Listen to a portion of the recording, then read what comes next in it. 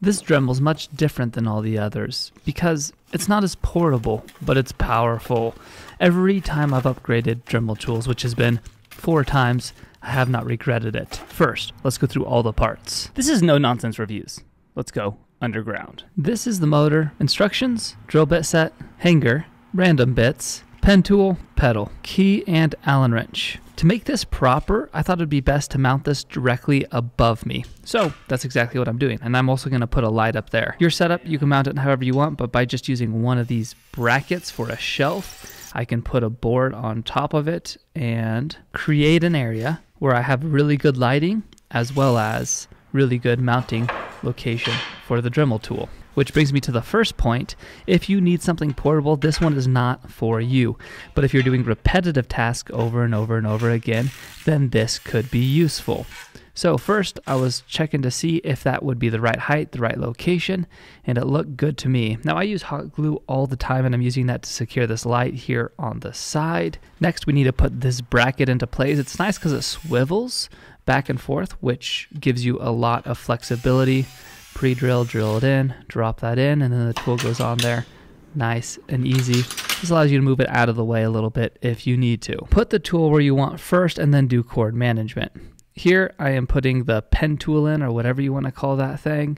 It takes this little Allen key. You've got to put that in first or else it will not spin. So you can't just screw it on. And then it is reverse threads. So twist it lefty-tighty in this scenario. Go ahead and twist it on. I find tightening it by hand is plenty tight. I also like to install magnets. This magnet will allow me to put the pen tool up high whenever I want to out of the way. So I'm testing out the foot pedal here, checking how the variable speed is, and it is extremely good at controlling the speed. You can very easily barely spin it, or you can floor it. Now this is the only way to use variable speed with this tool is with this variable speed foot pedal.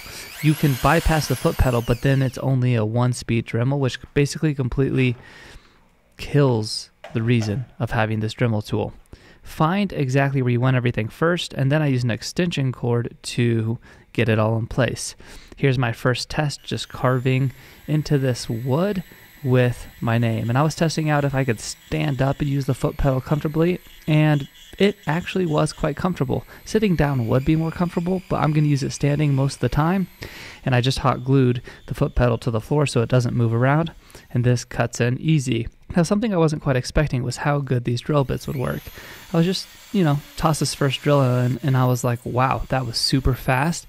And you have an extreme amount of control. So I was trying to burn it out here. You saw a little bit of smoke there. And the drill bit with this, if you're doing really small drilling or detailed work, is, well, unbelievable. Now that I've used this for a while, here are some important notes. The chuck and the key are solid, but slightly annoying because I find this takes a little bit longer to disconnect. A lot of Dremel tools do have quick disconnect tools that you can put in there, but it is annoying to have to line up the key here and tighten it down. You can crank it down really tight though. It's much more solid than any other Dremel connection, but it's also slower. So if you're switching tools frequently, that's annoying. I have a hammer drill and I have a drill press that both take keys and chucks, but both of those are a different size, so I can't use them interchangeably. So this is the only size I have for this bit, and I could see that being annoying in the future if I misplace this. So I'm going to try to have a very secure place for this. I might even tie it around some cord, that way I don't lose it, but that's a slight annoyance. The pin, although larger, is actually quite comfortable. Now I have really big hands. If you have small hands, maybe it'd be harder to use it, but I found that, you can even grab it further back. It's pretty comfortable to use in the hand, and I haven't had any issues with feeling uncomfortable. Now I haven't done any engraving for a long period of time yet, so maybe that would get a little bit more uncomfortable. I don't know, but so far it feels very solid. I do feel like I have a good solution to keep this out of the way. So since it swivels, I can wrap it up like that and wrap this around, place it wherever up on the magnet, and this will come up out of the way if it's in a location that is too low for you. Otherwise, you can just leave it hanging down and loop this around the hook. Even once pulls it up, but if you kept it loose like this, then it's just going to be hanging down about a foot.